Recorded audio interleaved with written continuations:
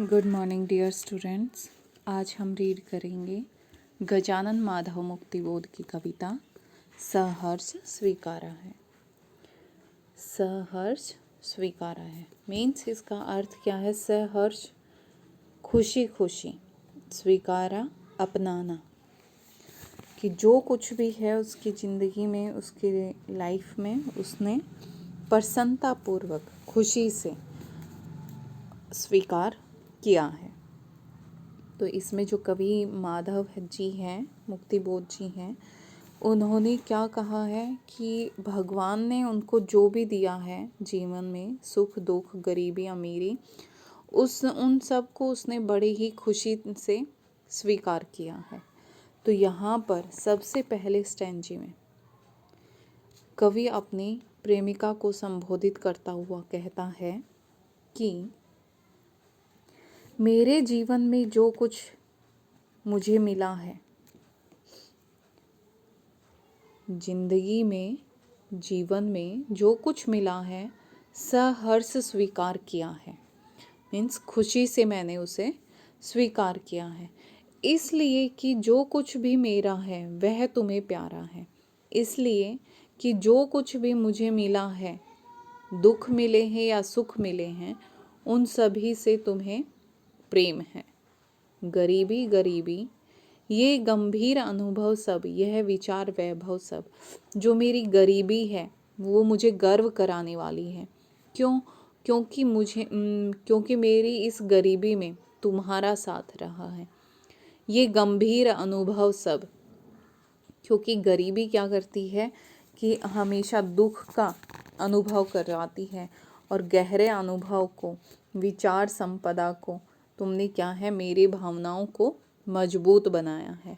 दृढ़ता यह भीतर की सरिता, यह अभिनव सब मौलिक है कि गरीबी आने से क्या है, जो विचार वैभव है, मन के जो भाव हैं और मन की जो मजबूती है, भावनाएं हैं, वो सब क्या है, अंदर ही तुमने मुझे दृढ़ बनाया है, सुदृढ़ बनाया है। जो सब कुछ है मौलिक है, नया है। इसीलिए कि पल पल में जो कुछ भी जागृत अपलक संवेदन तुम्हारा है। लेकिन क्या है, जो भी है इस क्षण भर में, जो पल पल मुझे हर समय जो भी प्राप्त हुआ, जो भी मुझे जागृत, जिसने भी मुझे जागृत किया है, वो अपलक, बिना पलक झपकाए ही क्षण भर में जो अनुभव, संवेदन अनुभव हुए हैं, अनुभूतियां हैं, जो भावनाएं हैं, वो सब क्या है, मैंने इस गरीबी में तुम्हारे सहारे से ही मुझे प्राप्त हुई है। तो यहाँ कवि क्या कहना चाहता है, क्या भाव है कि जो भी मुझे गरीबी के कारण मुझे मिला है, मुझे अपनी गरीबी होने का दुख नहीं हुआ है, बल्कि क्या है, गर्व महसूस हुआ है। क्यों? उस गरीबी के कारण मुझे अपने विचारों की संपन्नता, मीन्स विचारों को बढ़ाने का अवसर मिला है। मेरे जो मौलिक विचार हैं उनमें दृढ़ता, मीन्स मजबूती आई है, और नए नए विचारों रूपी नदी का प्रवाह हुआ है। और प्रत्येक क्षण जो मेरे अंदर जागता रहता था, वो लगातार मेरे जीवन में गतिशील रहा है, और उसके पीछे तुम्हारी प्रेरणा का ही काम रहा है। क्यों? जो उसकी प्रेमिका है, कवि की जो प्रेमिका है, उन्होंने इस गरीबी में उनका हर पल साथ दिया है, उनकी प्रेरणा स्रोत बनकर उसके जीवन को गतिशील बनाया है। तो नेक्स्ट स्टैंजा में कवि कहता है, जाने क्या रिश्ता है, जाने क्या नाता है, जितना भी उड़ेलता हूँ भर भर फिर आता है। तो यहाँ कवि क्या कहता है कि इस अनंत सत्ता में जो कुछ भी है, तुम्हारे कारण ही मुझे प्राप्त हुआ है।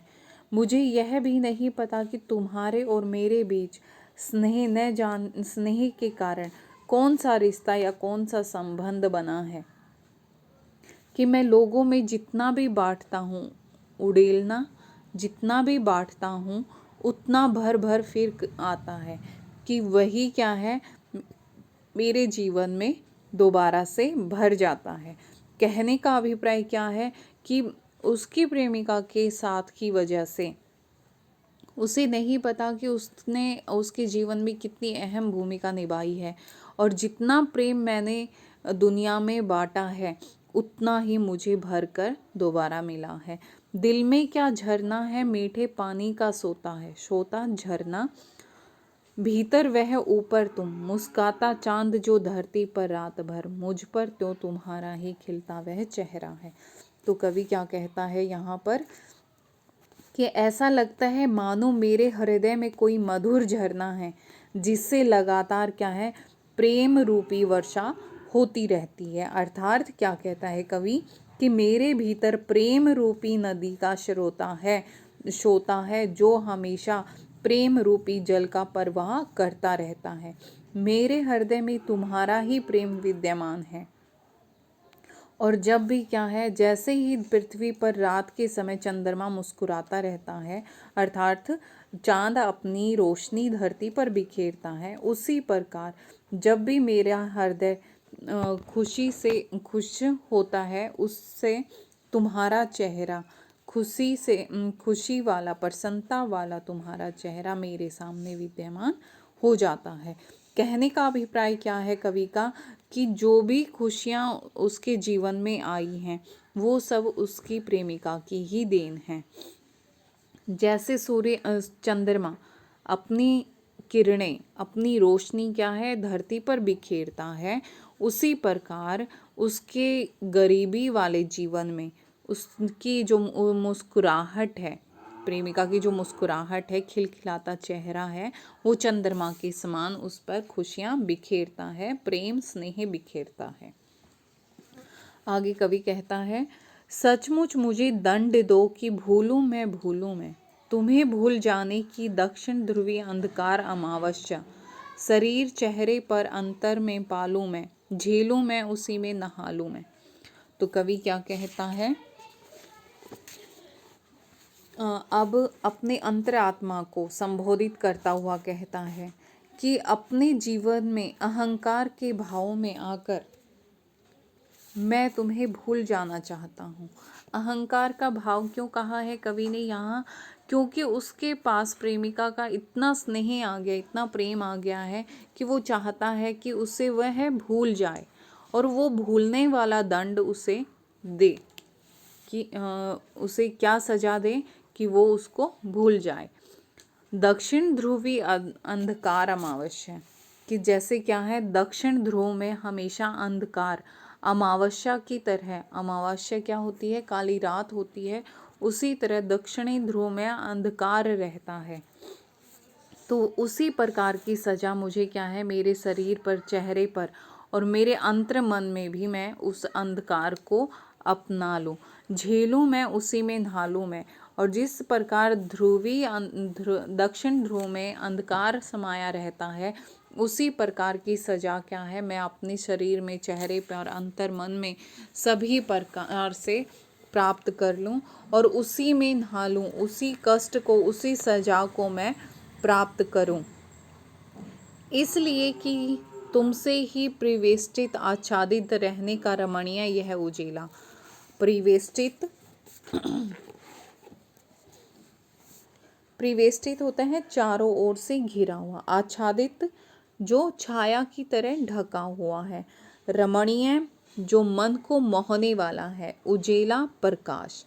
तो यहाँ कवि क्या कहता है कि इसीलिए कि मैं तुमसे परिवेष्टित आच्छादित रहने का रमणीय सा उजेला, कि कवि क्या कहना चाहता है, जो ये तुम्हारा प्रेम है इसकी वजह से मैं चारों ओर से घिरा हुआ हूँ, तुम्हारे प्रेम और तुम्हारे स्नेह के कारण मैं घिरा हुआ हूँ।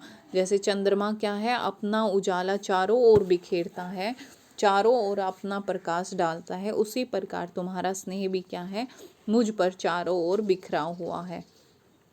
सहा नहीं जाता, नहीं सहा जाता, ममता के बादल की मंडराती कोमलता भीतर पिराती है, कमजोर और अक्षम अब हो गई आत्मा यह, छटपटाती झाती की भव्यता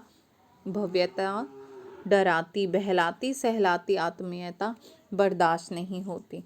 तो यहाँ कवि क्या कहता है कि जिस प्रकार माता क्या करती है, अपने बच्चे को सहलाती है, बहलाती है और उसको प्रेम करती है, उससे प्यार करती है, उसी प्रकार तुम्हारा बहलाना सहलाना भी मुझे अब बर्दाश्त नहीं होता है। तो कवि क्या कहना चाह रहा है यहाँ, कवि के कहने का भाव क्या है कि उसका अब वर्तमान जीवन क्या है, प्रेम से पूरी तरह से घिर चुका है और वो उसका प्रेम यह क्या है, बहुत ही आकर्षक और मनोहारी लग रहा है। जिस प्रकार प्रकाश सबको रमणीय लगता है, सुंदर लगता है, उसी प्रकार यह जो प्रकाश है मुझसे अब सहा नहीं जाता। क्योंकि जो ममता होती है, माँ की जो ममता होती है वो बादलों के समान मंडराती है। बादलों के समान कैसे कि ममता अपना माँ अपनी ममतात्व से प्रेम बरसाती है, उसके सुख दुख में उसकी हर एक भावनाओं को समझकर उस पर अपना प्यार बरसाती है। तो यहाँ कवि क्या करता है, क्या कहना चाहता है, उसे भविष्य का डर सता रहा है और वो क्या कहता है अब अपनी प्रेमिका को कि तुम्हारा यह प्रेम मुझे क्या है, अंदर से दुर्बल बना रहा है, असमर्थ बना रहा है, जिससे मुझे भविष्य की चिंता सता रही है, डरा रही है। कि कवि क्या कहना चाहता है कि जो प्रियतमा की ममता है वो कवि के हृदय को बहलाती थी, सहलाती थी, अपनापन दिखाती थी, लेकिन अब क्या है, वो सब उससे बर्दाश्त नहीं होता, उससे अब सहन नहीं हो पा रहा है। इसीलिए वह चाहता है कि उसे वह भूल जाने की सजा दे। समझ में आया बच्चों? तो यहाँ अंतिम पंक्तियों में या फिर कवि के कविता में कहने का भाव क्या रहा है, अंतिम भाव में, कि जो अनंत सत्ता है, अनंत सत्ता क्या होती है, जिसका कोई अंत नहीं होता। किसका अंत नहीं होता? प्रेम और स्नेह का कभी अंत नहीं होता। वो क्या होता है, हमेशा ही कभी सुख देने वाला होता है तो कभी दुख देने वाला होता है। जब गरीबी थी तो उसे दुख थे, लेकिन अब क्या है, उसने अपनी प्रेमिका के सहारे से इस संसार में जीना सीखा है। तो वो अब भविष्य की चिंता करते हुए उस सुख से, उस प्रेम से डर लग रहा है, ताकि वो उसको भूल जाए। ऐसी सजा वो पाना चाहता है। ठीक है बेटा।